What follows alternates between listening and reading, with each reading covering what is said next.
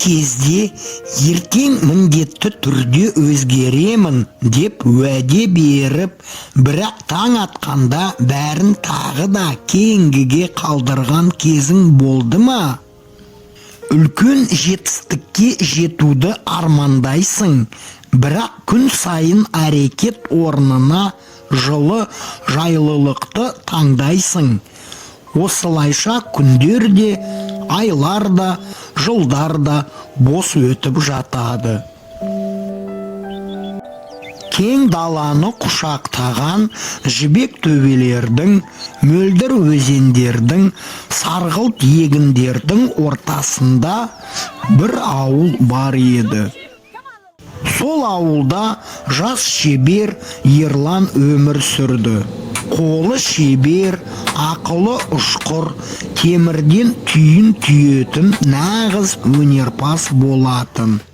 Ауыл адамдары оның дарынына тәнті болып, Ерлан кез келген құралды ең мықты етіп жасай алады деп айтатын. Бірақ оның бір осал тұсы бар, жалқаулық. Ол ұлылықты армандайтын, бірақ іске кіріспейтін.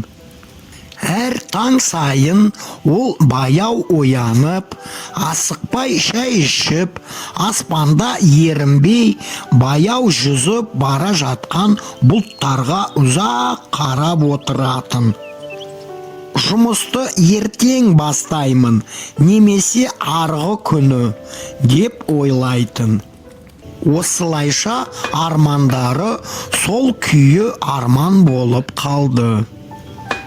Ерланның шеберханасында темір кесінділері, балталар, аралар, жартылай біткен саптар, пышақтар үйіліп жататын.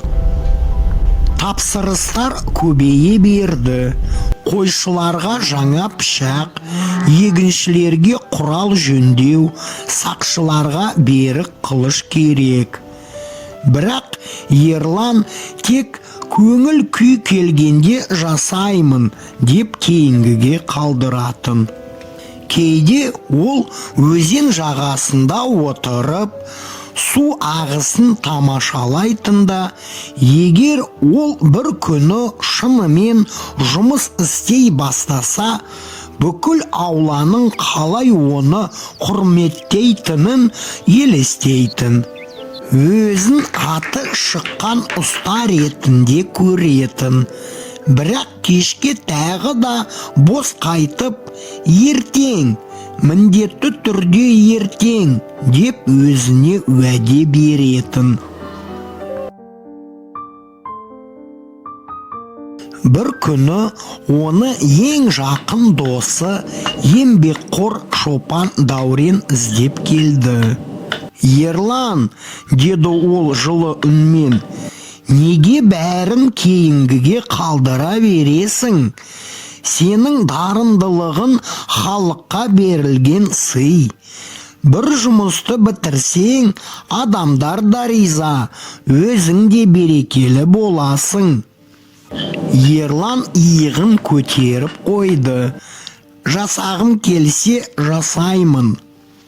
Дауреннің қабағы түсіп кетті. Дарыныңды рәсуа етіп жатырсың, бір күні қатты өкінесің.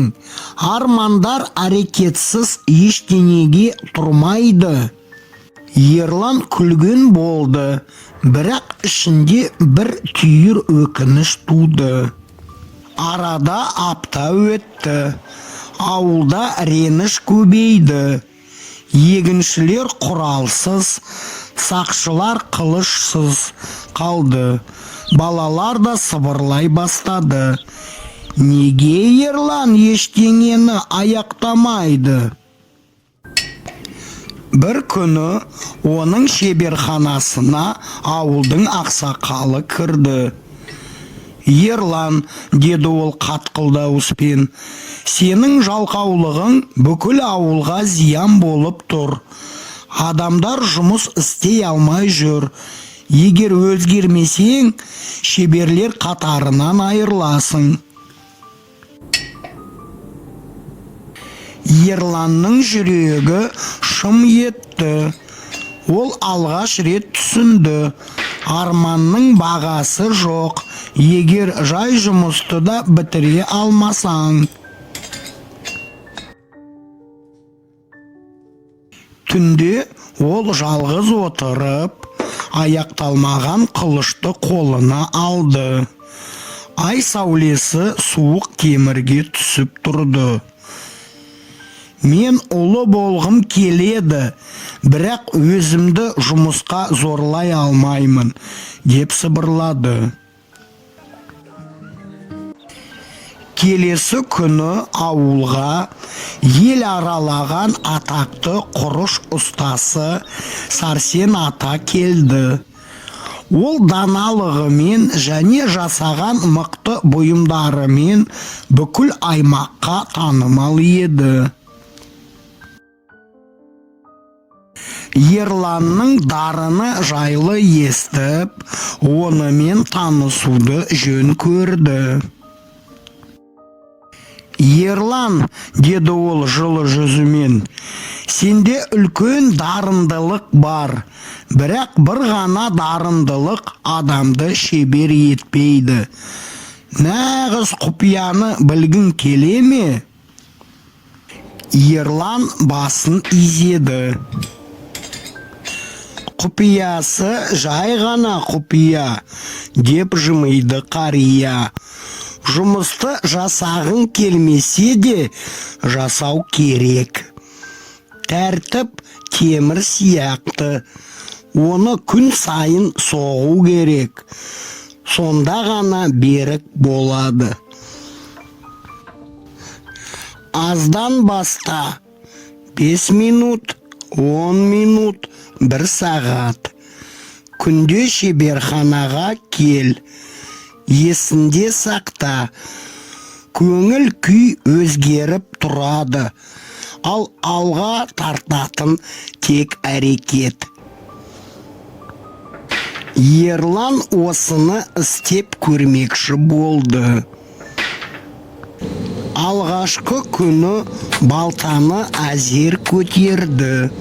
Қолдары дірілдейді, ұйқы қысады, көңіл жоғалады. Бірақ Сәрсен атаның сөзін есіне алды. 5 минут, 10 минут, 30 минут. Кешке қарай кішкентай бір қылышты аяқтады.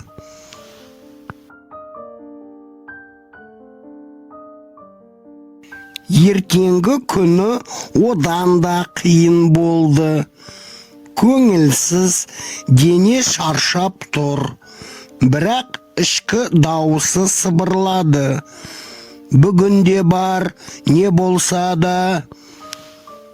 Сөйтіп, Ерланның алғашқы жеңістері басталды. Алғашқы тазартқан пышағы күнге шығарсан жарқырады. Егінші жаңа құралын алған кезде шын қуанды. Балалар да енді күліп жүрді. Ерлан ағамыз шынымен жұмыс істеп жүр, деп қуанып жүрді.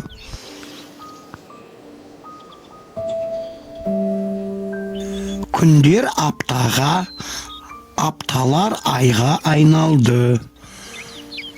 Таң күрес, кеш кішкентай табыс.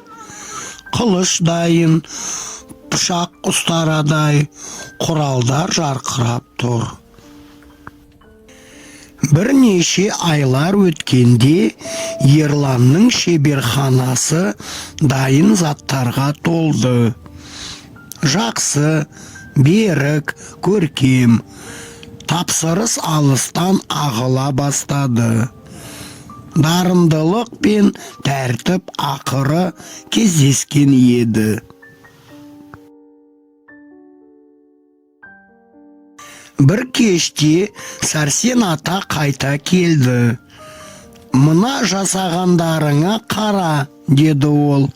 айырмашылықты көріп тұрсың ба? Ерлан жүзін нұрландырып жымиды. Иә, қиын болды. Кейде бәрін тастағым келді. Бірақ өзімді жеңдім. Енді өзімді тірі, мықты, мақтанышқа толы сезінемін. Армандаған адамыма ұқсаймын, айтты Ерлан. Сәрсен ата басын изеді. Міне тәртіптің күші. Көңіл күй өзгеріп тұрады, ал тұрақты әрекет сені алға жетелейді. Сезімге сенбе, қиын болса да жұмыс істейтін адам бол. Сонда ғана ұлылық туады. Ерлан бұл сабақты жүрегіне түйіп алды. Ол оның бүкіл өмірін өзгертті.